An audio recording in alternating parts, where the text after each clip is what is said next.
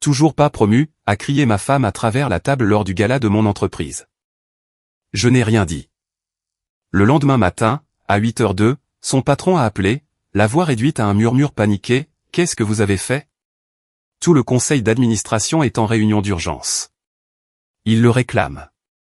Ils ont pris ma femme. Maintenant, je vais prendre leur monde. Les néons de la morgue municipale grésillaient comme des guêpes en colère, projetant sur tout une pâleur verdâtre et maladive qui donnait aux vivants l'apparence de mort.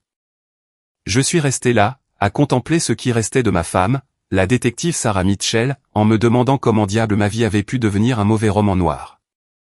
Monsieur Mitchell. Le docteur Harrison, le médecin légiste, s'est éclairci la gorge. C'était un homme mince avec des lunettes à monture métallique qui donnait l'impression qu'il aurait préféré être n'importe où ailleurs. Il y a quelque chose que vous devez voir avant que nous ne rendions le corps. Sarah avait été abattue 3 heures plus tôt lors d'une descente pour des pilules qui avaient mal tourné. Du moins, c'est ce que le capitaine Rodriguez m'avait dit au téléphone. Ma femme, la flic héroïque, morte dans l'exercice de ses fonctions. Tout le commissariat l'a qualifiée de martyr. Qu'est-ce que c'est, Doc, ai-je demandé, la voix rauque à cause des cigarettes que j'avais fumées à la chaîne sur le parking. Le docteur Harrison a retiré le drap qui couvrait le torse de Sarah. Sa peau pâle était marquée par les incisions chirurgicales de l'autopsie. Pendant l'examen, j'ai trouvé quelque chose d'inhabituel dans sa cage thoracique. Pas un fragment de balle ou un éclat d'obus. Il s'est approché d'un plateau en métal et a pris un petit objet avec une pince à épiler. Ceci était profondément incrusté dans ses tissus, près de son cœur. C'est là depuis des années, peut-être des décennies. Ce qu'il tenait en l'air m'a fait plier les genoux. C'était un minuscule appareil électronique, pas plus grand qu'une pilule, avec des inscriptions en cyrillique gravées sur sa surface. Qu'est-ce que c'est que ce bordel, ai-je murmuré. Un dispositif d'écoute. De fabrication russe, d'après ce que je peux dire. Il n'a pas été avalé ou inséré récemment. Quelqu'un l'a implanté chirurgicalement quand elle était jeune, probablement enfant. La pièce s'est mise à tourner. Je me suis agrippé au bord de la table d'examen pour me stabiliser. C'est impossible. Sarah a grandi dans l'Ohio. Ses parents étaient professeurs. L'expression du docteur Harrison était sombre. Je suis désolé, monsieur Mitchell, mais la cicatrisation des tissus indique que ce dispositif est en place depuis au moins 20 ans. Votre femme était soit un agent consentant, soit un agent dormant involontaire. J'ai regardé le mouchard, mon esprit tournant à plein régime. Les appels téléphoniques tardifs de Sarah, ses mystérieux voyages sur la côte est, sa façon de se taire dès que je posais des questions sur son enfance, les promotions qui arrivaient trop facilement, les affaires qui étaient enterrées, les preuves qui disparaissaient. Bon Dieu, ai-je marmonné. Ma femme était une espionne. Le docteur Harrison a continué. J'ai trouvé des traces d'un cocktail de pilules sophistiquées dans son système. Pas des drogues de la rue. C'était un produit de qualité pharmaceutique conçu pour améliorer la mémoire et la concentration. Quelqu'un la maintenait en pleine forme. J'ai repensé à notre dernière dispute, il y a 3 jours. Sarah était rentrée à 2 heures du matin, prétendant qu'elle avait travaillé tard. Quand je l'ai confrontée, elle m'avait regardé avec ses yeux bleus et froids et m'avait dit, « Tu ne comprendrais pas, Jacques. Tu répares des voitures.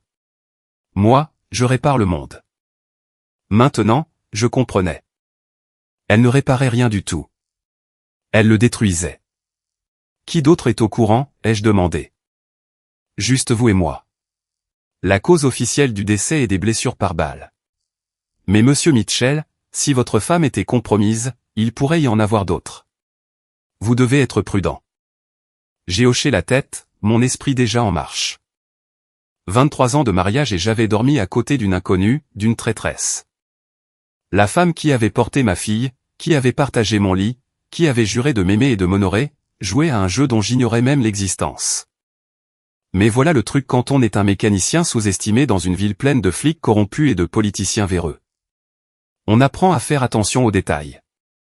On apprend à repérer les failles que les autres manquent. Et en ce moment, je repérais beaucoup de failles dans l'histoire de Sainte Sarah Mitchell, détective martyr. Doc, ai-je dit, en empochant le mouchard quand il ne regardait pas. J'ai besoin que vous gardiez ça entre nous pour l'instant. Vous pouvez faire ça? Il a hésité.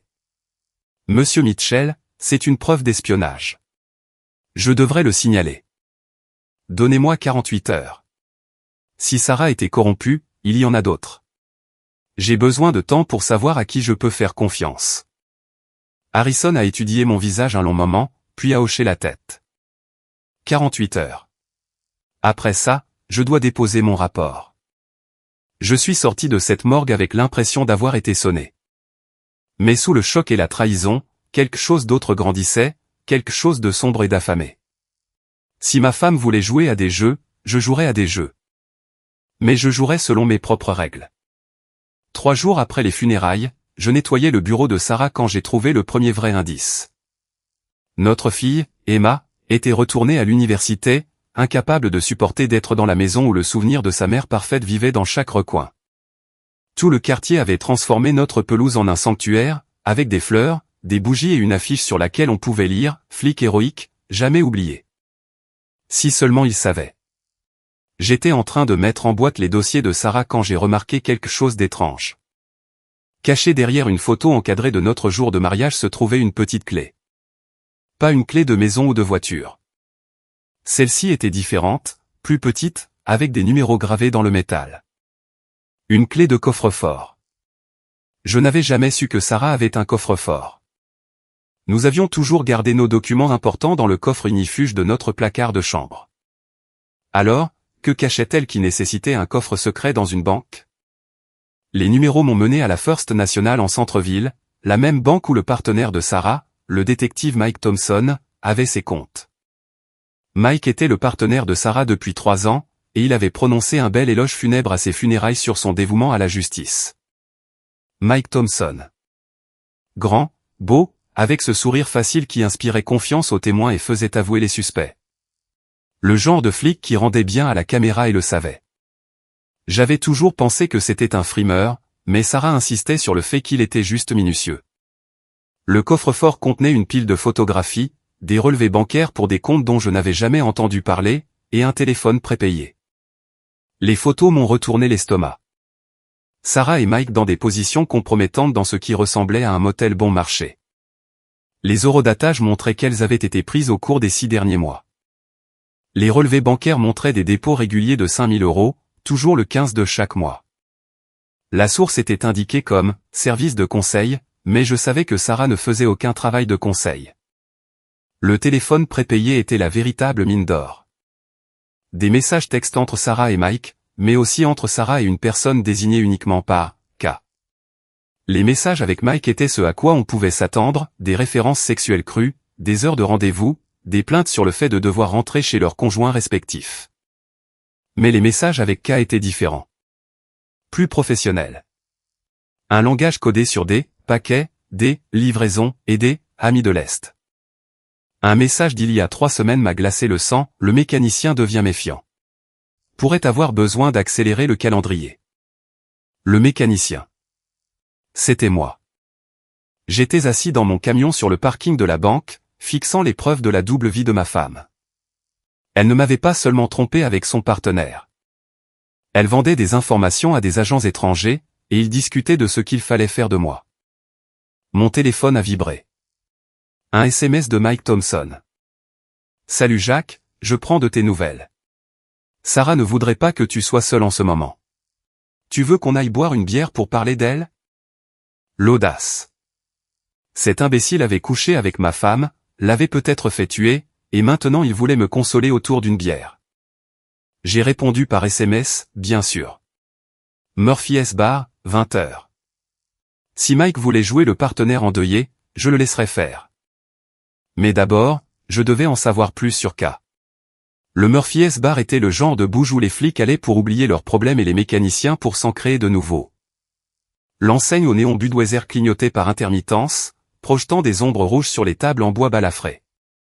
Mike était déjà là quand je suis arrivé, sirotant un whisky et l'air convenablement sombre. « Jacques » a-t-il dit en se levant pour me serrer la main. « Je suis vraiment désolé pour ta perte. Sarah était la meilleure partenaire que j'ai jamais eue. » J'imagine bien, ai-je pensé. Mais j'ai juste hoché la tête et commandé une bière. Ça a été dur. Emma le vit particulièrement mal. Sarah parlait tout le temps d'Emma. Elle était si fière d'elle. La voix de Mike avait cette sympathie de circonstance que les flics utilisent avec les familles des victimes. Elle était fière de toi aussi, tu sais. Elle disait toujours que tu étais l'homme le plus honnête qu'elle ait jamais rencontré. L'ironie était si épaisse que j'aurais pu la couper avec une clé à molette. C'est gentil à entendre. Sarah ne parlait pas beaucoup du travail à la maison. Elle disait qu'elle ne voulait pas amener cette noirceur dans notre maison. Mike a hoché la tête. Elle était douée pour compartimenter. Elle gardait sa vie professionnelle et sa vie personnelle séparées. Ça devait être difficile. Être partenaire, toutes ces longues heures, les situations dangereuses, ça crée un lien, j'imagine. Quelque chose a vacillé dans les yeux de Mike, juste une seconde, mais je l'ai vu. Ouais, on veillait l'un sur l'autre. C'est ce que font les partenaires. J'ai pris une longue gorgée de ma bière, étudiant le visage de Mike. Il était beau de cette manière générique que les femmes semblaient adorer. Mâchoire carrée, dents parfaites, des cheveux qui semblaient coiffés par un professionnel même quand il n'était pas en service. Le genre d'homme qui n'avait jamais eu à travailler dur pour quoi que ce soit dans sa vie. Mike, je peux te demander quelque chose? Bien sûr. La nuit où Sarah est morte, la descente pour les pilules, quelque chose ne colle pas. La main de Mike s'est crispée sur son verre. Qu'est-ce que tu veux dire? Sarah ne travaillait jamais au stup. Elle était au volet homicide. Qu'est-ce qu'elle faisait sur une descente pour des pilules? Elle s'est portée volontaire. Elle a dit qu'elle avait besoin des heures supplémentaires. Sarah n'a jamais eu besoin d'heures supplémentaires. On n'était pas à court d'argent. Mike s'est agité sur son siège. Écoute, Jacques, je sais que c'est difficile, mais Sarah était dévouée. Parfois, elle prenait des risques qu'elle n'aurait pas dû. Comme se rapprocher trop des informateurs. Comme penser qu'elle pouvait gérer des situations dangereuses seule. Je me suis penché en avant. Tu es en train de dire que ma femme s'est fait tuer par sa propre faute? Je dis que ta femme était courageuse jusqu'à l'excès. Parfois, ça ne suffit pas. L'imbécile essayait en fait de blâmer Sarah pour sa propre mort alors qu'il était assis là, sachant qu'il la trompait dans mon dos. La rage qui montait en moi depuis que j'avais trouvé ce mouchard dans sa poitrine a finalement débordé. Tu sais ce que je pense, Mike, ai-je dit, ma voix terriblement calme. Je pense que ce sont des conneries. Le masque amical de Mike a glissé. Pardon? Je pense que tu sais exactement ce qui est arrivé à Sarah. Je pense que tu sais pourquoi elle était vraiment à cet entrepôt. Et je pense que tu es assis ici à me mentir en face. Mike s'est levé, sa main se déplaçant instinctivement vers l'endroit où serait son arme de service s'il était en service. Jacques, tu es bouleversé. Tu ne penses pas clairement. Je pense plus clairement que je ne l'ai fait depuis des années. Je me suis levé aussi. Et même si Mike était plus grand, j'avais 20 kilos de muscles de plus que lui à force de transporter des moteurs et de manier des clés. Ma femme est morte et son partenaire aimant et dévoué, essaie de me nourrir de balivernes sur des heures supplémentaires et des informateurs. Tu dois te calmer. Ou tu me tireras dessus aussi? Les mots sont restés en suspens entre nous comme un défi. Le visage de Mike est devenu pâle, et j'ai su que j'avais touché un point sensible. Je n'ai jamais tiré sur personne, a-t-il dit, mais sa voix manquait de conviction. Peut-être pas, mais tu sais qui l'a fait. J'ai jeté un billet de 20 sur la table et me suis dirigé vers la porte. Merci pour la bière, Mike, et pour la conversation. C'était très instructif. En sortant, je sentais les yeux de Mike me transpercer le dos. J'avais abattu mes cartes trop tôt, mais j'avais aussi appris quelque chose de précieux. Mike Thompson avait peur, et les gens qui ont peur font des erreurs. Je comptais là-dessus. Le lendemain matin, j'ai eu la visite de quelqu'un que je n'attendais pas, la meilleure amie et collègue détective de Sarah, Karen Walsh. Karen avait été la demoiselle d'honneur de Sarah à notre mariage, la marraine d'Emma, et une habituée à notre table pendant plus d'une décennie. Si quelqu'un connaissait les secrets de Sarah, ce serait Karen. Elle s'est présentée à mon garage pendant que je travaillais sur une transmission, ayant l'air en tout point de la flic professionnelle dans son tailleur pantalon impeccable et son badge poli. Mais ses yeux étaient rougis, et ses cheveux habituellement parfaits étaient attachés en une queue de cheval désordonnée. Jacques, nous devons parler. J'ai essuyé mes mains sur un chiffon et lui ai fait signe d'entrer dans mon bureau. Ce n'était pas grand-chose un bureau, 2 chaises et une cafetière qui avaient connu des jours meilleurs mais c'était privé. Qu'est-ce qui te préoccupe, Karen? Elle a fermé la porte et s'est assise lourdement. C'est à propos de Sarah. Il y a des choses que tu ne sais pas. Des choses qui vont bientôt sortir. Mon pouce est accéléré, mais j'ai gardé une expression neutre. Quel genre de choses? Les affaires internes enquêtent sur elle depuis des mois. Irrégularité financière, absence inexpliquée, classement de cas douteux. La voix de Karen était à peine plus qu'un murmure. Il pense qu'elle était corrompue, Jacques. C'est ridicule. Sarah était la flic la plus honnête que je connaissais. Karen a ri amèrement. Vraiment? Quand as-tu regardé pour la dernière fois tes relevés bancaires, tes paiements hypothécaires, les frais de scolarité d'Emma? Je les avais regardés, en fait, après avoir trouvé ce coffre-fort. J'avais passé en revue 5 ans de dossiers financiers. Notre hypothèque avait été mystérieusement réduite de 50 000 € il y a 18 mois. Les frais de scolarité d'Emma, qui auraient dû nous paralyser, étaient toujours couverts par des bourses dont je n'avais jamais entendu parler. Qu'est-ce que tu essaies de me dire, Karen? J'essaie de te dire que ta femme prenait de l'argent de gens très mauvais. Et maintenant qu'elle est morte, ces gens vont vouloir récupérer ce qui leur est dû. De qui? De moi? D'Emma? De quiconque est lié à Sarah Mitchell. J'ai étudié le visage de Karen. Elle avait toujours été dramatique, mais cela semblait différent. Cela ressemblait à de la peur. Karen, qui a tué ma femme? Elle est restée silencieuse si longtemps que j'ai cru qu'elle n'allait pas répondre. Puis elle a dit, je ne sais pas, mais je sais que ce n'était pas un hasard. Sarah devait rencontrer quelqu'un cette nuit-là. Quelqu'un avec qui elle travaillait. Travaillait comment? Des informations. Sarah avait accès au dossier, au casier de preuves, aux listes de protection des témoins. Quelqu'un la payait pour partager cet accès. Les pièces commençaient à s'assembler, mais l'image qu'elle formait me rendait malade. Depuis combien de temps sais-tu? Je soupçonnais depuis environ 1 an, mais je n'ai eu de preuves qu'après sa mort. Karen a sorti une enveloppe Kraft de son sac à main. J'ai trouvé ça dans son bureau au commissariat. Elle l'avait caché derrière un tiroir. À l'intérieur de l'enveloppe se trouvaient des photocopies de documents classifiés, rapports de surveillance du FBI, dossiers de la DEA, dépositions de témoins qui n'auraient jamais dû quitter la garde fédérale, le tout copié de la main de Sarah. Bon sang, Karen. Elle vendait des renseignements fédéraux. Aux Russes. Nous pensons qu'il y a tout un réseau. Sarah n'était pas la seule. Qui d'autre? Karen a hésité. Mike Thompson. Le détective Rodriguez du 5e arrondissement. Peut-être d'autres. Comment sais-tu tout ça? Parce que je travaille sous couverture pour les affaires internes depuis 2 ans. Sarah était ma cible. La pièce est devenue silencieuse, à l'exception du bourdonnement du radiateur d'appoint dans le coin. J'ai regardé Karen, essayant de digérer ce qu'elle venait de me dire. La meilleure amie de Sarah enquêtait sur elle. La femme qui avait fait sauter Emma sur ses genoux et nous avait aidé à emménager dans notre maison avait monté un dossier contre ma femme. Tu l'espionnais. Je faisais mon travail. Sarah était une traîtresse, Jacques. Elle vendait des agents fédéraux, des témoins, des opérations entières. Des gens sont morts à cause des informations qu'elle a fournies. Et tu n'as jamais pensé à me le dire? À quoi ça aurait servi? Tu n'aurais pas pu l'arrêter, et nous avions besoin d'elle pour nous mener au plus gros poisson. Je me suis levé, faisant les 100 pas jusqu'à la petite fenêtre qui donnait sur le garage. Alors, et maintenant? Sarah est morte. Ton enquête est fichue. Et tu me dis que je suis en danger? Nous sommes tous en danger. Les Russes ne laissent pas de traces. Sarah en savait trop, et maintenant elle est partie.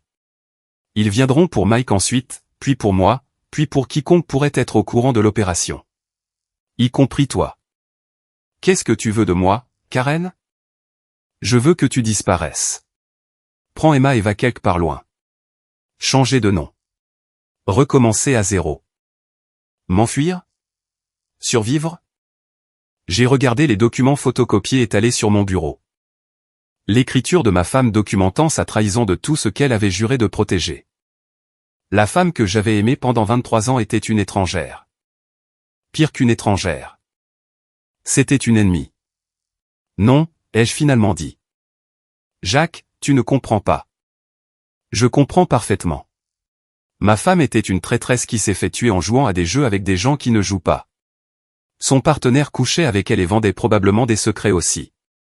Sa meilleure amie l'espionnait pour les affaires internes.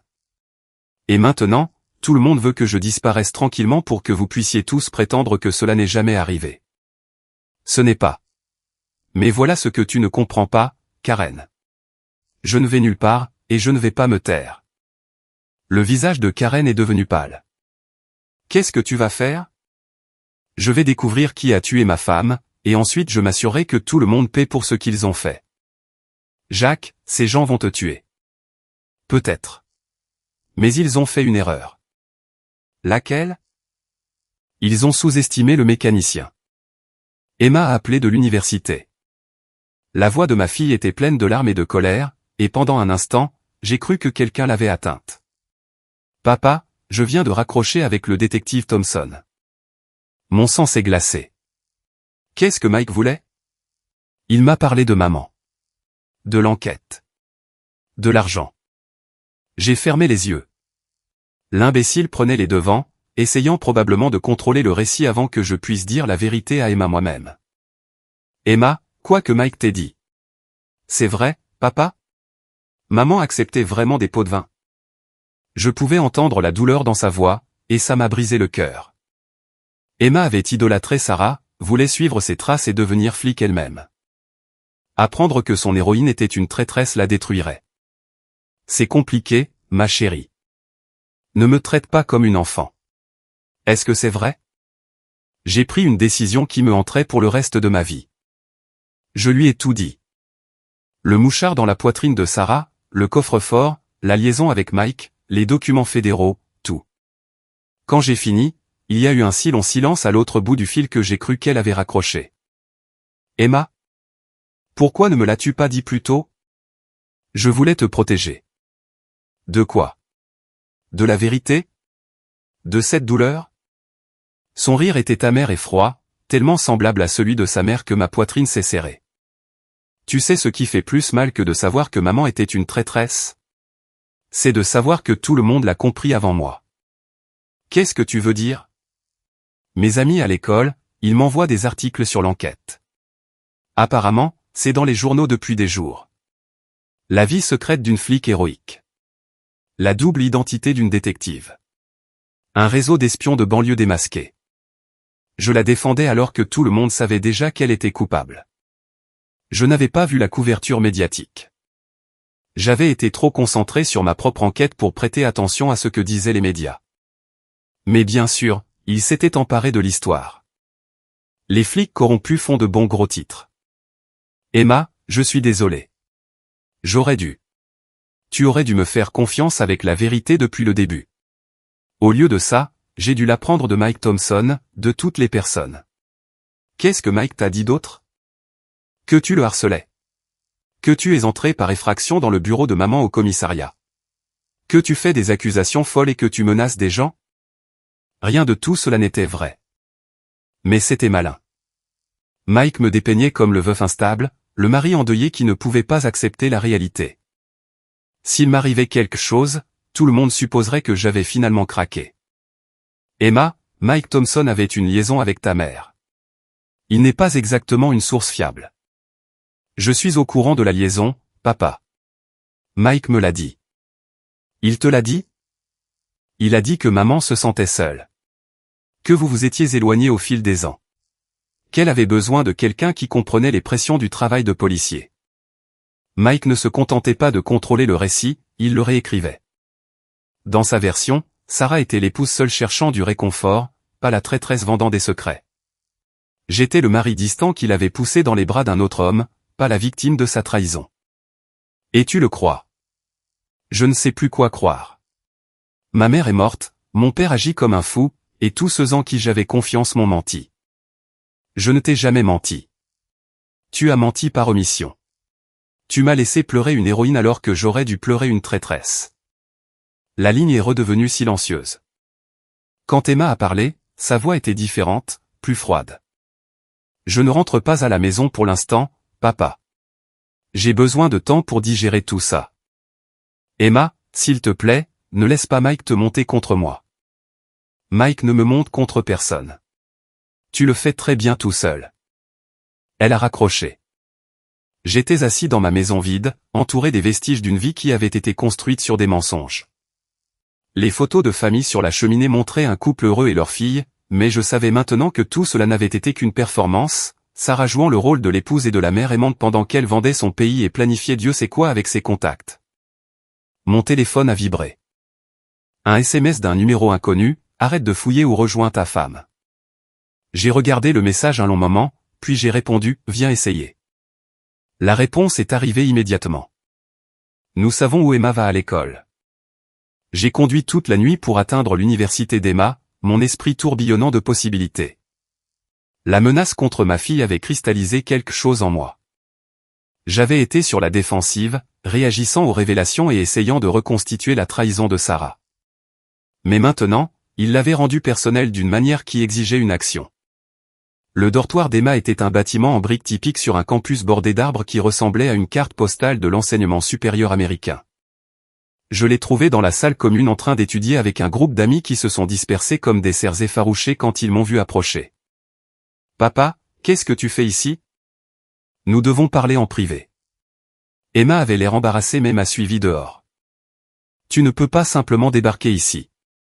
Je t'ai dit que j'avais besoin d'espace. » Je lui ai montré le SMS menaçant. « Ils savent où tu es, Emma.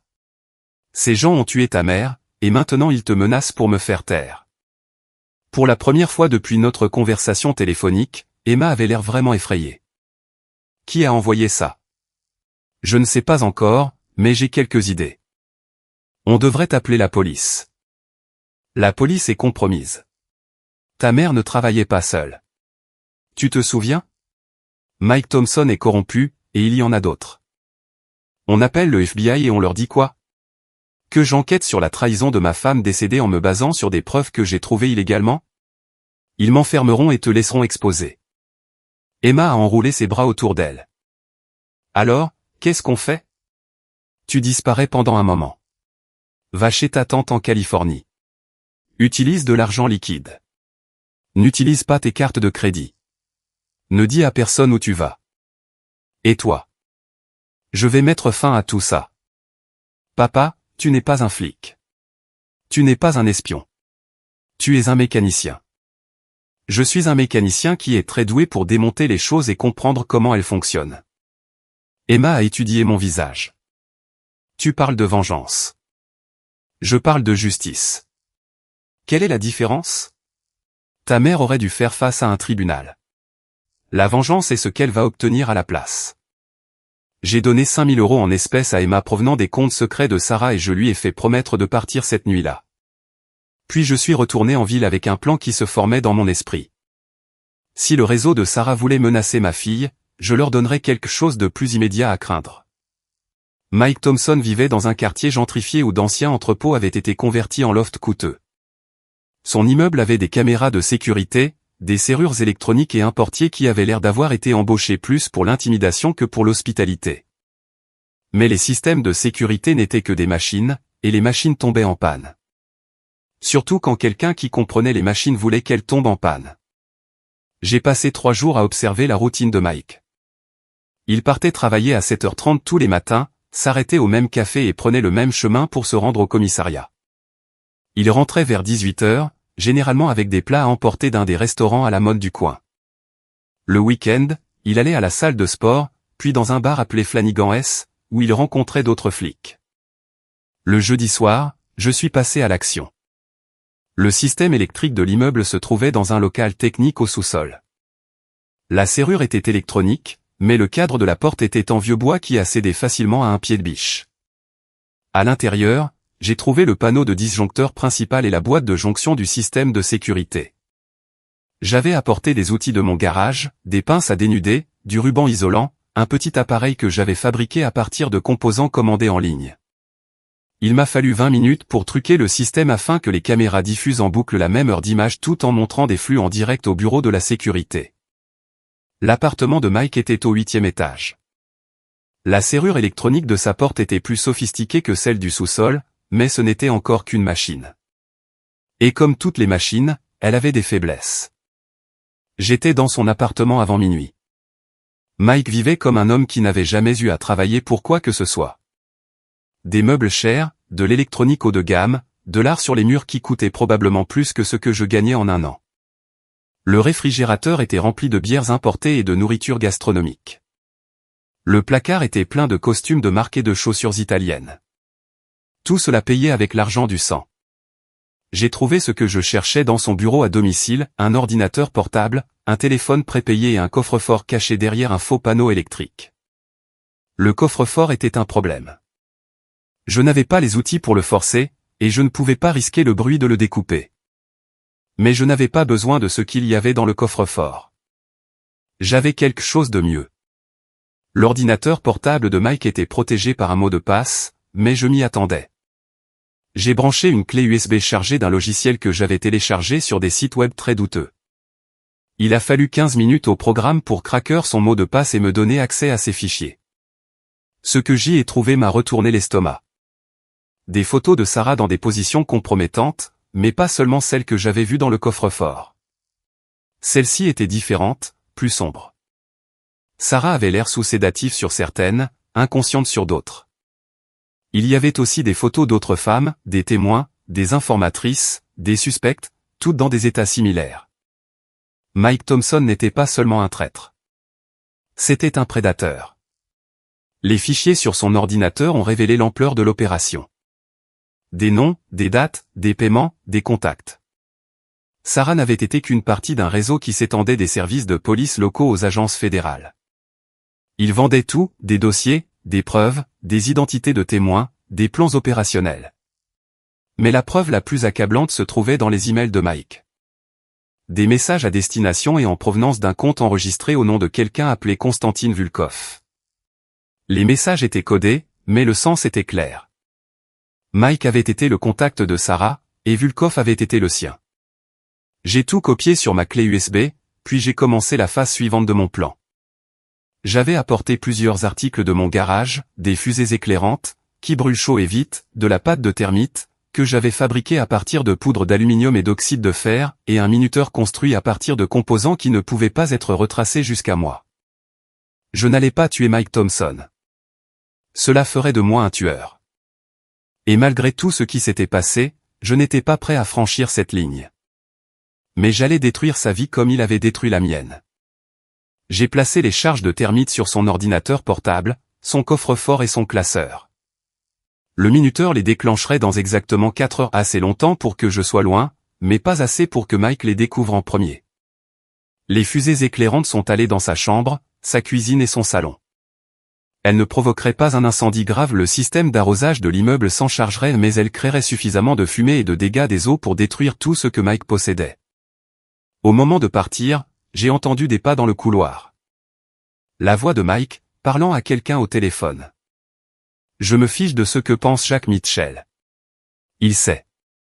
Le problème sera réglé. Je me suis collé contre le mur à côté de sa porte, retenant mon souffle alors qu'il tâtonnait avec ses clés. S'il entrait maintenant, avant que les charges n'explosent, mon plan serait ruiné. Mais Mike était ivre.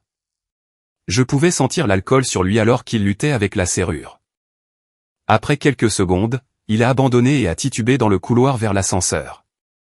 Demain, a-t-il dit dans son téléphone. On s'en occupera demain. J'ai attendu d'entendre les portes de l'ascenseur se fermer, puis je me suis glissé hors de l'immeuble par la sortie de secours. 4 heures plus tard, j'étais assis dans un dîner ouvert toute la nuit de l'autre côté de la ville quand les camions de pompiers sont passés en hurlant, se dirigeant vers le quartier de Mike. La phase 1 était terminée. Le lendemain matin, les nouvelles locales étaient pleines d'histoires sur l'incendie mystérieux dans l'immeuble du détective Mike Thompson. Personne n'a été blessé, mais l'appartement de Thompson avait été complètement détruit. Les pompiers qualifiaient l'incendie de suspect, et les affaires internes avaient ouvert une enquête. Je regardais la couverture médiatique depuis mon garage quand Karen Walsh est revenue. Cette fois, elle n'avait pas l'air d'une détective impeccable. Elle ressemblait à une femme qui n'avait pas dormi depuis des jours. « C'était toi, n'est-ce pas ?» a-t-elle dit sans préambule. « Je ne vois pas de quoi tu parles. » L'appartement de Mike. L'incendie. Une chose terrible. J'espère qu'il avait une assurance. Karen s'est assise en face de mon bureau et a sorti une cigarette avec des mains tremblantes. Jacques, tu n'as aucune idée de ce à quoi tu as affaire. Ces gens ne se contentent pas de te tuer, ils te font disparaître. Ta fille, tes amis, quiconque t'a jamais connu. Alors peut-être que tu aurais dû y penser avant de laisser ma femme se faire recruter par des espions russes. Je n'ai rien laissé faire. Sarah a fait ses propres choix. Vraiment? Ou a-t-elle été compromise quand elle était jeune et n'a jamais eu de vrai choix? Karen a pris une longue bouffée de sa cigarette. Qu'est-ce que tu veux dire? Je lui ai parlé du mouchard que le docteur Harrison avait trouvé dans la poitrine de Sarah, de la cicatrisation chirurgicale qui indiquait qu'il avait été implanté il y a des décennies. Le visage de Karen est devenu blanc pendant que je parlais. C'est impossible. Nous avons vérifié Sarah de fond en comble quand elle a rejoint la police. Vraiment? Ou quelqu'un s'est-il assuré que son enquête de moralité revienne sans tâche? Tu dis qu'elle était un agent dormant placé ici enfant? Je dis que ma femme avait un morceau de technologie russe implanté chirurgicalement dans son corps quand elle était jeune, et que bizarrement, cela n'est jamais apparu dans aucune enquête de moralité. Soit votre processus de vérification ne vaut rien, soit quelqu'un s'est assuré que Sarah passe. Karen a laissé tomber sa cigarette et en a immédiatement allumé une autre. Si c'est vrai, alors cette opération remonte à des années, peut-être des décennies. Depuis combien de temps enquêtes-tu sur elle? 2 ans. Mais nous ne nous intéressions qu'aux irrégularités financières et à la falsification de dossiers. Si Sarah était un agent à long terme, cela signifie que toute ton enquête a été compromise depuis le début. Quelqu'un savait que tu la surveillais. Mike. Mike couchait avec elle et vendait des secrets avec elle, mais il ne la dirigeait pas. Quelqu'un d'autre tirait les ficelles. J'ai sorti des impressions des emails que j'avais copiés de l'ordinateur portable de Mike. Jamais entendu parler de Konstantin Volkov? La réaction de Karen m'a tout dit. Elle s'est raidie, sa cigarette oubliée dans sa main. Où as-tu entendu ce nom? Mike lui rendait des comptes. Des mises à jour régulières sur les activités de Sarah, l'enquête, et même mon comportement depuis sa mort. Jacques, Konstantin Volkov est un fantôme. Le FBI le traque depuis 10 ans. Il est soupçonné de diriger au moins une douzaine d'opérations d'infiltration profonde dans les grandes villes américaines. Eh bien, maintenant tu sais qu'il en dirige une ici. Nous devons porter ça au bureau. Non. C'est plus grand que la vengeance. Si Volkov a des agents dans notre service de police, dans les agences fédérales, des gens vont mourir. Des gens sont déjà morts. Ma femme est morte, et maintenant il menace ma fille. Alors, nous les avons arrêtés. Légalement? J'ai ri, mais il n'y avait pas d'humour dedans. Légalement? Karen, la moitié des flics de cette ville pourraient être compromis. Agents fédéraux, procureurs, juges, n'importe lequel d'entre eux pourrait travailler pour Volkov. Tu apportes ces preuves à la mauvaise personne, et Emma et moi sommes morts avant le matin. Alors que proposes-tu? Je propose que nous nous en occupions nous-mêmes. Tu veux dire la justice expéditive? Je veux dire, nous donnons au réseau de Volkov quelque chose à craindre en plus de couvrir leurs traces. Karen est restée silencieuse un long moment, fixant les emails étalés sur mon bureau. De quoi as-tu besoin de moi? D'un accès. Dossier, registre du personnel, tout ce qui pourrait m'aider à identifier d'autres agents du réseau. C'est illégal. Vendre des renseignements fédéraux à des agents étrangers l'était aussi. Menacer ma fille l'était aussi. Tuer ma femme l'était aussi. Je ne sais pas si Volkov a tué Sarah.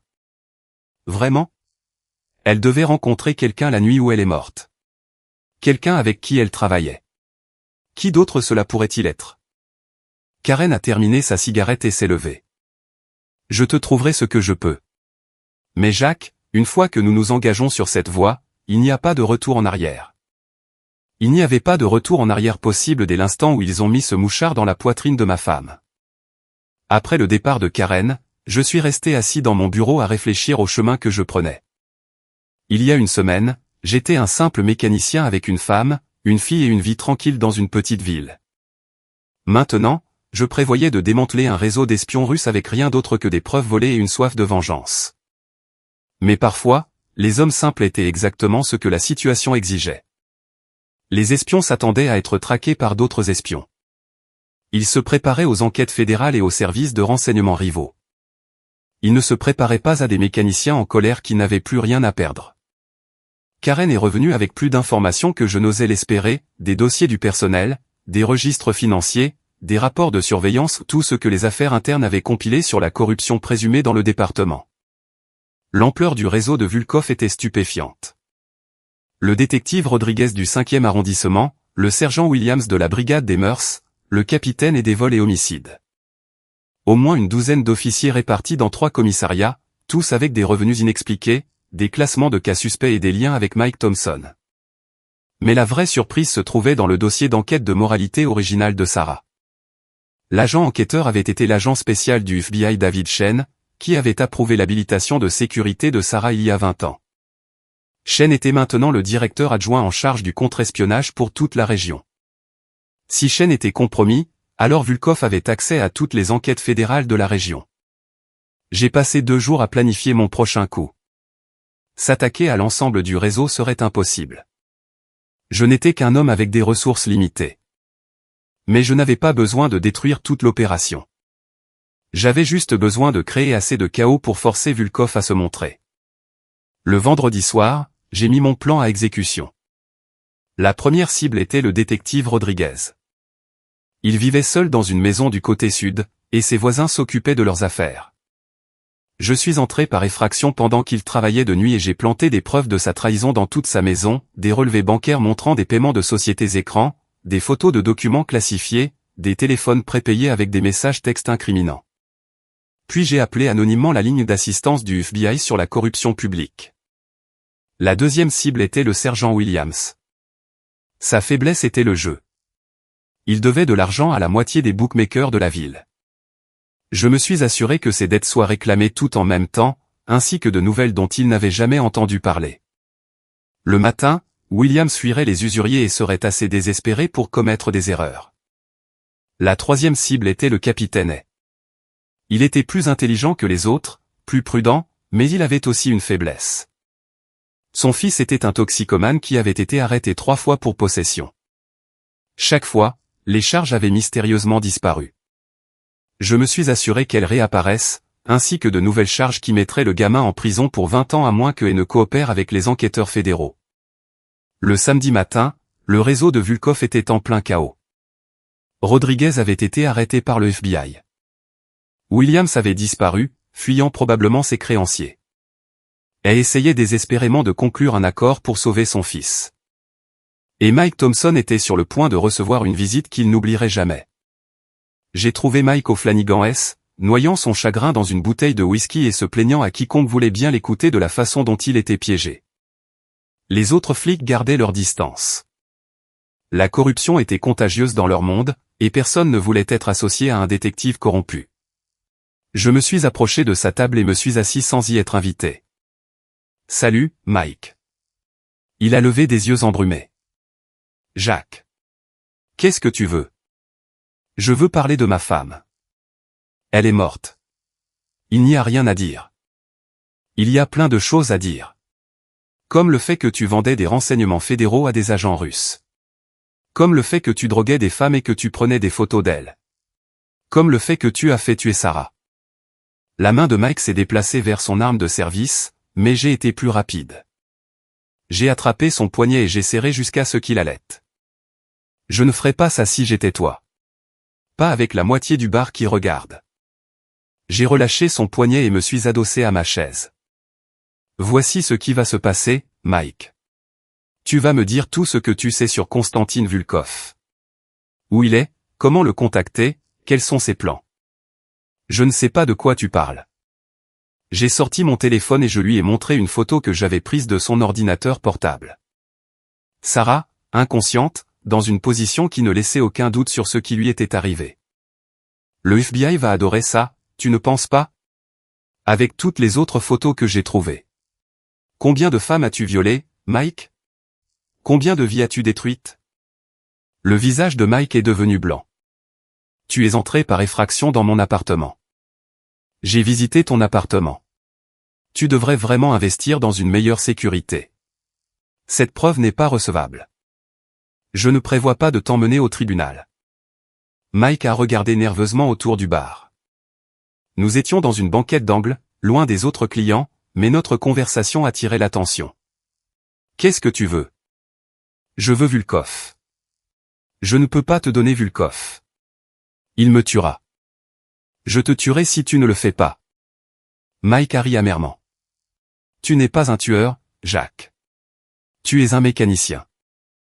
Je ne suis pas un tueur, je me suis penché en avant. Mais je n'ai pas besoin de te tuer pour te détruire. Je peux publier ces photos en ligne. Je peux en envoyer des copies à tous les médias de la ville. Je peux m'assurer que tout le monde sache qui tu es vraiment. Tu serais un imbécile. J'ai appris des meilleurs. Mike est resté silencieux un long moment, fixant son verre de whisky. Vulkov n'est pas une seule personne. C'est une opération, un réseau. Je connais le réseau. Je veux l'homme en charge. Il n'y a pas d'homme en charge. Pas ici, en tout cas. Vulkov n'est qu'un nom de code. Les vrais contrôleurs sont à Moscou. Alors qui a tué Sarah? Les épaules de Mike se sont affaissées. Elle allait avouer. La pression devenait trop forte pour elle, et elle parlait de tout dire. Vulkov ne pouvait pas le permettre, alors ils l'ont fait éliminer. Il a levé les yeux vers moi. Ils ont fait croire qu'elle avait été tuée. Sarah n'est pas morte, Jack. Les mots m'ont frappé comme un coup physique. Quoi? Le corps à la morgue n'était pas celui de Sarah.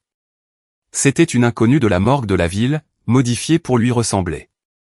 Sarah est vivante, mais ce n'est plus ta femme. Elle est à eux maintenant, complètement. J'ai regardé Mike, essayant de comprendre ce qu'il me disait. C'est impossible. J'ai identifié le corps. Tu as identifié un corps qui ressemblait à Sarah. Même taille, même corpulence, même couleur de cheveux. Le visage était endommagé par des blessures par balle. Le médecin légiste était dans le coup. Le docteur Harrison. L'homme qui m'avait montré le mouchard russe, qui m'avait demandé de ne rien dire. Il ne protégeait pas une enquête. Il faisait partie de la supercherie. Où est-elle? Je ne sais pas. Quelque part en sécurité, probablement en cours de débriefing et de reprogrammation. Reprogrammation? Sarah était un agent dormant, mais elle avait commencé à se réveiller. Les contacts devaient la rendormir. Je me sentais mal. Ma femme était vivante, mais elle était détenue par des agents étrangers qui effaçaient sa mémoire, sa personnalité, tout ce qui la rendait humaine. Comment je la trouve? Tu ne la trouves pas, Jacques. Ces gens ont des ressources que tu ne peux pas imaginer. Entraînement militaire, financement illimité, relations gouvernementales. Tu n'es qu'un mécanicien. Je sais. Je me suis levé et j'ai jeté de l'argent sur la table. Merci pour les informations, Mike. Qu'est-ce que tu vas faire? Je vais récupérer ma femme. Jacques, tu ne peux pas combattre ces gens seuls. Regarde-moi faire. J'ai conduit directement du Flanagan S à la morgue de la ville, mon esprit chamboulé par la révélation de Mike. Si Sarah était vivante, alors tout ce que j'avais cru sur sa mort était un mensonge. Les funérailles, le deuil, l'enquête, tout cela avait été une tromperie élaborée. Le docteur Harrison travaillait tard comme d'habitude. Je l'ai trouvé dans son bureau en train d'examiner des rapports d'autopsie et de siroter un café qui sentait comme s'il avait infusé depuis le matin. Monsieur Mitchell, je ne m'attendais pas à vous revoir. Nous devons parler de l'autopsie de ma femme. Le visage d'Harrison n'a pas changé, mais j'ai vu quelque chose vaciller dans ses yeux. À quel sujet? Je veux revoir le corps. Ce n'est pas possible. Le corps a été remis à l'entreprise de pompes funèbres après le service. Quelle entreprise de pompes funèbres? Peaceful Rest Memorial. Ils se sont occupés de tous les arrangements. J'avais fait tous les arrangements funéraires moi-même. Je n'avais jamais entendu parler de Peaceful Rest Memorial. Docteur Harrison, je vais vous poser une question simple, et je veux une réponse simple. Est-ce que ma femme est morte? Harrison a posé sa tasse de café et a étudié mon visage. Monsieur Mitchell, vous êtes manifestement sous un grand stress. Peut-être devriez-vous parler à un conseiller. Est-ce que ma femme est morte? Vous avez assisté à ses funérailles. Ce n'est pas ce que j'ai demandé. Harrison est resté silencieux un long moment. Puis il a ouvert le tiroir de son bureau et en a sorti un petit pistolet. Je suis désolé, Jack. Vraiment. Alors, elle est vivante.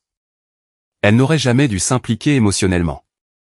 Le mariage, l'enfant, la vie normale, tout cela devait être une couverture, mais elle a commencé à croire à sa propre histoire. Depuis combien de temps travaillez-vous pour eux? 23 ans. Depuis avant l'arrivée de Sarah en ville. Vous l'avez surveillé tout ce temps. Surveillé, guidé, rapporté. Sarah était un atout précieux, mais elle avait besoin de supervision. Et quand elle a commencé à craquer, vous avez aidé à simuler sa mort. Nous lui avons donné une chance de disparaître tranquillement, de recommencer ailleurs avec une nouvelle identité. Mais elle ne voulait pas disparaître. Sarah voulait avouer. Elle allait exposer toute l'opération. Alors vous lui avez enlevé ce choix. Harrison a hoché la tête tristement. Nous ne pouvions pas le permettre. Trop de vie était en jeu. Où est-elle maintenant? Quelque part en sécurité. On s'occupe d'elle. On lui lave le cerveau. On l'aide à se souvenir de son véritable objectif. J'ai regardé le pistolet dans la main d'Harrison. Il le tenait comme un homme qui n'en avait jamais utilisé, ce qui me donnait de l'espoir. Vous n'allez pas me tirer dessus, Doc. Je le ferai si je dois le faire. Non, vous ne le ferez pas. Parce que vous n'êtes pas un tueur. Vous êtes un médecin qui s'est retrouvé dépassé, et maintenant vous êtes piégé. Je suis un patriote au service de mon pays. Quel pays? Parce que ce n'est pas celui-ci.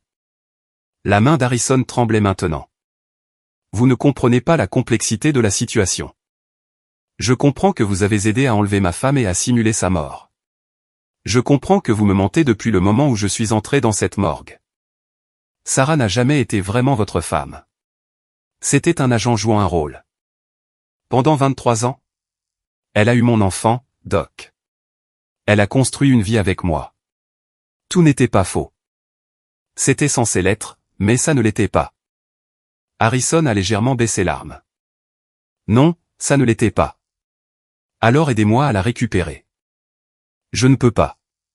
Ils nous tueront tous les deux. Ils vont nous tuer de toute façon. Vous en savez trop, et je suis trop persistant. La seule chance que nous ayons est de les exposer en premier.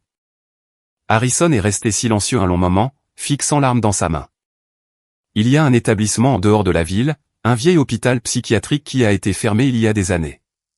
Ils l'utilisent pour la réhabilitation. C'est là que se trouve Sarah.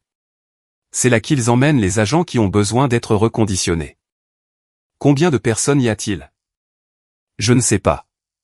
La sécurité est stricte. Professionnelle. Comment j'entre? Vous n'entrez pas, Jacques. Ce n'est pas un film. Vous ne pouvez pas simplement y faire irruption et la sauver. Regardez-moi faire. Je me suis levé et me suis dirigé vers la porte. Jacques, attendez. Je me suis retourné. Si vous allez vraiment essayer, vous aurez besoin d'aide. Quelqu'un de l'intérieur. Vous.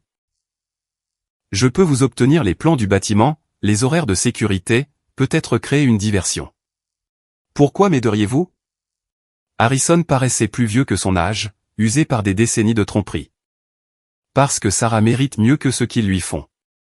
Et parce que je suis fatigué d'avoir peur. De quoi avez-vous besoin de moi? 24 heures pour faire les arrangements. Après cela, nous aurons une seule chance de bien faire les choses. Et si nous échouons, alors nous disparaîtrons, tout comme Sarah était censée le faire. J'ai quitté la morgue avec un nouveau but. Ma femme était vivante, et j'allais la ramener à la maison. Mais d'abord, j'avais un dernier arrêt à faire. Emma a répondu à son téléphone à la première sonnerie. Papa? Ma chérie, j'ai besoin que tu restes où tu es encore quelques jours. Qu'est-ce qui se passe? J'ai retrouvé ta mère. Il y a eu un silence à l'autre bout du fil. Papa, maman est morte. Nous l'avons enterrée. Non, ce n'est pas le cas. C'est compliqué, mais elle est vivante, et je vais la ramener à la maison. Papa, tu me fais peur. Je sais que ça semble fou, mais tu dois me faire confiance. Ta mère est vivante, et elle a besoin de notre aide. Elle est restée silencieuse un moment. Qu'est-ce que tu as besoin que je fasse? Reste en sécurité. Reste caché. Et s'il m'arrive quelque chose, il y a une clé USB collée sous mon établi au garage. Apporte-la au FBI. Pas à la police locale, ni à personne d'autre. Le FBI. Rien ne va t'arriver. J'espère que non. Mais si c'est le cas, promets-moi que tu donneras cette clé aux bonnes personnes. Je te le promets. Je t'aime, Emma. Je t'aime aussi, papa. Ramène maman à la maison. L'hôpital psychiatrique de Riverside était abandonné depuis 15 ans, mais quelqu'un l'entretenait. Le terrain était en friche, mais les bâtiments étaient structurellement sains, et je pouvais voir des traces de pneus fraîches dans l'allée de gravier. Le docteur Harrison avait fourni tout ce qu'il avait promis, les plans du bâtiment, les rotations de sécurité, et même un uniforme d'entretien qui me permettrait de passer une observation décontractée. Selon ces informations, Sarah était détenue dans l'aile de haute sécurité avec au moins 6 autres patients en cours de réhabilitation. L'équipe de sécurité se composait de 8 hommes travaillant par quart rotatif. Professionnels, bien armés, mais ne s'attendant pas à des ennuis de la part d'un mécanicien d'âge moyen avec une rancune. J'avais passé la journée à me préparer. Mon camion était chargé d'outils, de fournitures et de plusieurs dispositifs que j'avais construits dans mon garage. Rien de sophistiqué, juste des solutions pratiques à des problèmes pratiques. Le plan était simple. Harrison créerait une diversion à l'entrée principale pendant que j'entrais par les anciens tunnels de service qui reliaient l'hôpital au système d'égouts pluviaux de la ville. Je localiserais Sarah, l'extrairais, et sortirais avant que la sécurité ne puisse réagir. Les plans simples étaient généralement les meilleurs plans. Ils avaient moins de pièces mobiles susceptibles de tomber en panne. À minuit, je suis passé à l'action. Les égouts pluviaux étaient exactement comme les plans du bâtiment l'avaient indiqué, des tunnels en béton assez grands pour qu'un homme puisse y marcher, menant directement sous les fondations de l'hôpital. Le point d'accès était une ancienne salle de maintenance au sous-sol, sécurisée par une serrure qui n'avait pas été changée depuis la fermeture de l'hôpital. J'ai émergé dans un couloir qui sentait le désinfectant et le désespoir. L'aile de réhabilitation était au 3e étage, mais je pouvais entendre des voix et des bruits de pas au-dessus de moi. La sécurité était active, ce qui signifiait que la diversion d'Harrison fonctionnait. J'ai trouvé l'ascenseur de service et l'ai pris jusqu'au 3e étage, mon cœur battant d'un mélange de peur et d'anticipation. Après tout ce que j'avais appris sur la tromperie de Sarah, une partie de moi n'était pas sûre de ce que je trouverais en la revoyant. Le 3e étage était agencé comme un service psychiatrique traditionnel, un poste central d'infirmières entouré de chambres individuelles avec des portes renforcées et de petites fenêtres. La plupart des chambres semblaient vides, mais 3 montraient des signes d'occupation. J'ai trouvé Sarah dans la dernière chambre que j'ai vérifiée. Elle était assise sur un lit étroit, fixant le mur avec des yeux vides. Ses cheveux étaient plus courts que dans mon souvenir, et elle avait perdu du poids, mais c'était bien elle. Ma femme. Vivante. Sarah. Elle s'est tournée vers le son de ma voix, mais il n'y avait aucune reconnaissance dans son expression. Je suis désolé. Je ne sais pas qui vous êtes. Les mots m'ont frappé comme un coup physique. Ils avaient effacé son souvenir de moi, de notre vie ensemble, de tout ce qui l'avait rendue humaine. Sarah, c'est moi. Jacques. Ton mari. Je n'ai pas de mari. Je suis l'agent 17. J'attends ma mission. Agent 17. Ils avaient réduit ma femme à un numéro. Sarah, tu as un mari. Tu as une fille, Emma. Elle est à l'université et étudie pour devenir enseignante. Quelque chose a vacillé dans les yeux de Sarah, juste un instant, mais je l'ai vu. Je ne me souviens pas. C'est parce qu'ils t'ont fait oublier. Mais je suis là pour te ramener à la maison. Je ne peux pas partir. J'attends ma mission. Ta mission est terminée. Tu es libre maintenant. Je me suis approché d'elle lentement, comme on approcherait un animal effrayé. Sarah, tu te souviens du jour de notre mariage? Il pleuvait et ta robe s'est salie, mais tu as dit que ça n'avait pas d'importance parce que tu épousais ton meilleur ami. Je ne me souviens pas. Tu te souviens quand Emma est née? Tu l'as tenue pour la première fois et tu as dit qu'elle était parfaite. Absolument parfaite. Le visage de Sarah s'est crispé de confusion et de douleur. Arrêtez. Vous m'embrouillez. Tu te souviens de notre première maison? Celle avec le toit qui fuyait et le chauffage en panne? Nous n'avions pas d'argent, mais nous étions heureux. S'il vous plaît, arrêtez. Tu te souviens m'avoir dit que tu m'aimais? Sarah s'est effondrée à genoux, se tenant la tête entre les mains. Je me souviens. Je me souviens de quelque chose. Un homme, une maison, une petite fille aux cheveux blonds. C'est Emma. Notre fille. Je ne suis pas censé me souvenir. Mais tu te souviens. Au fond de toi, tu te souviens de tout. Des alarmes ont commencé à retentir dans tout le bâtiment. La diversion d'Harrison était terminée, et la sécurité allait bientôt venir nous chercher. Sarah, nous devons y aller maintenant. Elle a levé les yeux vers moi, les larmes aux yeux. Jacques. Oui. Je me souviens. Je me souviens de tout.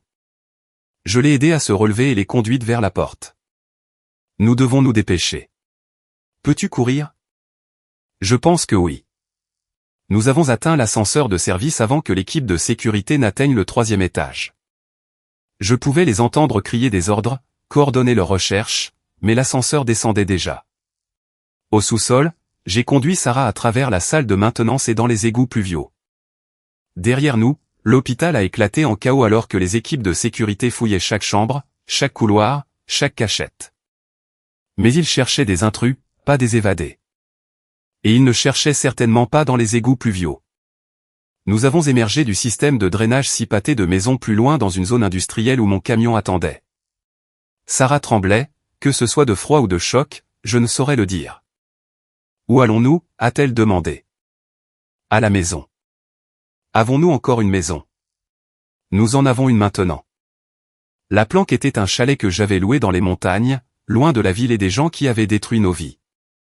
Sarah a dormi pendant 18 heures d'affilée, son corps et son esprit épuisés par tout ce qu'il lui avait fait subir pendant sa captivité. Quand elle s'est réveillée, nous avons parlé. Vraiment parlé, pour la première fois depuis des années. Elle m'a parlé du recrutement, de la façon dont il l'avait approchée quand elle était jeune et vulnérable, de la façon dont il l'avait progressivement attirée dans leur monde avec des promesses de but et d'appartenance. Elle m'a parlé de l'entraînement, du conditionnement, de l'érosion lente de sa personnalité originelle. Je n'ai jamais voulu que ça aille si loin, a-t-elle dit. Au début, c'était juste de petites choses, des informations qui ne semblaient pas importantes. Mais ensuite, ils en voulaient de plus en plus, et j'étais trop impliqué pour m'arrêter. Pourquoi ne me l'as-tu pas dit? Comment aurais-je pu? Comment dire à quelqu'un que l'on aime que toute notre relation est bâtie sur un mensonge? Tout n'était pas un mensonge. Comment le sais-tu? À cause d'Emma. À cause des moments où tu oubliais d'être l'agent 17 et te laissais simplement être Sarah Mitchell. À cause de la façon dont tu me regardais parfois comme si tu me voyais pour la première fois. Sarah est restée silencieuse un long moment. Je t'aimais. Je t'aime. Mais je ne sais pas où l'agent se termine et où la femme commence. Alors nous le découvrirons ensemble. Au cours des jours suivants, la mémoire de Sarah a continué de revenir. Certains souvenirs étaient douloureux, les trahisons, les mensonges, les gens qui sont morts à cause des informations qu'elle avait fournies. Mais certains étaient beaux, les premiers pas d'Emma, nos dîners d'anniversaire, les dimanches matins tranquilles où le monde semblait parfait. Que se passe-t-il maintenant? A-t-elle demandé lors de notre 4e jour au chalet. Maintenant, nous rentrons à la maison et nous reconstruisons nos vies. Jacques, je suis une traîtresse. J'ai vendu des secrets à des agents étrangers. Quand cela sortira? C'est déjà sorti. Je lui ai montré la couverture médiatique sur mon ordinateur portable, les arrestations, les enquêtes, le scandale qui secouait les forces de l'ordre dans toute la région. Mike Thompson avait été retrouvé mort dans sa cellule de prison, un suicide apparent. Le docteur Harrison avait disparu, ainsi que plusieurs autres figures clés du réseau. Ils font le ménage, a dit Sarah. Laisse-les faire. Nous avons une assurance. J'ai sorti la clé USB que j'avais préparée avant le sauvetage. Tout. Les dossiers financiers, les communications, les détails opérationnels, l'emplacement d'autres installations comme celle où il te détenait. Assez de preuves pour faire tomber tout le réseau. Et tu vas donner ça au FBI? Nous allons donner ça au FBI. Ensemble. Ils m'arrêteront. Peut-être. Mais tu es aussi une victime, et tu es la seule personne qui peut identifier tous les acteurs de ce jeu. Sarah a regardé la clé USB. Et Emma? Emma sait que tu es vivante. Elle attend que nous rentrions à la maison. Me pardonnera-t-elle? Elle l'a déjà fait. Ce soir-là, nous avons quitté les montagnes en direction des lumières de la ville qui s'étendaient sous nous comme des étoiles tombées. Sarah était silencieuse, regardant par la fenêtre le monde qu'elle avait aidé à trahir et qu'elle essayait maintenant de sauver. « Es-tu prête pour ça ?» ai-je demandé. « Non. Mais je suis prête à arrêter de fuir. » Le bureau local du FBI était une forteresse de verre et d'acier au cœur du centre-ville. Nous avons franchi la porte d'entrée à 9 h le lundi matin, portant nos preuves et notre histoire. L'agent spécial Jennifer Walsh, la sœur de Karen, il s'est avéré, nous a rencontrés dans le hall. Elle avait été informée de l'affaire, et son expression était un mélange de scepticisme professionnel et de curiosité personnelle. « Madame Mitchell, vous êtes censée être morte. C'est une longue histoire. Nous avons le temps. » Le débriefing a duré 3 jours. Sarah a répondu à toutes les questions, a fourni tous les détails dont elle se souvenait et a aidé les agents à comprendre l'ampleur de l'opération de Volkov. En retour, le FBI lui a offert l'immunité en échange de sa coopération. Ce n'était pas un accord parfait. Sarah devrait témoigner dans des dizaines de procès, être relocalisée sous protection fédérale et vivre avec la connaissance de ce qu'elle avait fait pour le reste de sa vie. Mais c'était une chance de rédemption, et c'était plus qu'elle n'osait espérer. Le jeudi après-midi, nous sommes allés à l'université d'Emma pour la ramener à la maison. Elle nous attendait sur le parking, et quand elle a vu Sarah sortir de la voiture, elle a couru vers sa mère, les larmes coulant sur son visage. « Maman. Je suis là, mon bébé. Je suis là. » Elles se sont tenues dans les bras l'une de l'autre pendant un long moment, et je suis resté en retrait, regardant ma famille se réunir à nouveau. Ce ne serait pas facile.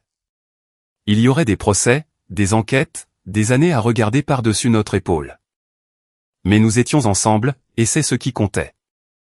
Emma s'est finalement reculée et nous a regardés tous les deux. « Alors, qu'est-ce qui se passe maintenant ?»« Maintenant, nous rentrons à la maison, » a dit Sarah, « et nous recommençons à zéro. » « Nous tous ? » ?»« Nous tous. » Alors que nous retournions vers la ville, j'ai pensé à tout ce qui s'était passé, la trahison, la tromperie, la violence, la douleur. Mais aussi l'amour, le pardon, les secondes chances. Ma femme avait été une traîtresse, mais elle était aussi une victime. Elle avait fait des choix terribles, mais elle essayait de les réparer. Notre mariage avait été construit sur des mensonges, mais il était aussi construit sur quelque chose de réel et de durable. Et parfois, c'était suffisant. 6 mois plus tard, le réseau Volkov était complètement démantelé. Des dizaines d'arrestations ont été effectuées, des centaines d'opérations classifiées ont été compromises, et le FBI a estimé qu'il faudrait des années pour évaluer l'ampleur des dommages à la sécurité nationale. Le témoignage de Sarah a été crucial pour le dossier de l'accusation. Elle a fourni des détails que personne d'autre n'aurait pu connaître, identifier des agents qui étaient restés cachés pendant des années, et aider le gouvernement à comprendre à quel point les services de renseignement étrangers avaient pénétré les institutions américaines. En retour, elle a reçu une nouvelle identité, une modeste pension et la chance de recommencer dans une petite ville où personne ne connaissait son histoire. Emma a été transférée dans une université locale pour être plus proche de nous. Elle étudiait la justice pénale, inspirée par l'histoire de rédemption de sa mère. Elle voulait faire partie des gentils, disait-elle, pour aider à équilibrer la balance. Quant à moi, je suis retourné à la réparation de voitures. C'était un travail honnête, et après tout ce que nous avions traversé, l'honnêteté ressemblait à un luxe. Un soir, alors que Sarah et moi étions assis sur le porche de notre nouvelle maison, regardant le coucher de soleil peindre le ciel de nuances d'or et de cramoisi, elle m'a posé une question qui lui pesait sur le cœur. « Regrettes-tu jamais ? De t'être battu pour moi ? Je veux dire, ta vie aurait été plus simple si tu m'avais juste laissée pour morte. » J'y ai réfléchi un moment. Sais-tu ce que j'ai appris de tout ça ? Quoi ? Que l'amour, ce n'est pas la perfection. C'est se battre pour ce qui compte. Même quand les chances sont impossibles. Surtout à ce moment-là. Sarah a souri, et pour la première fois depuis que je l'avais trouvée dans cette chambre d'hôpital, c'était un sourire complètement sincère.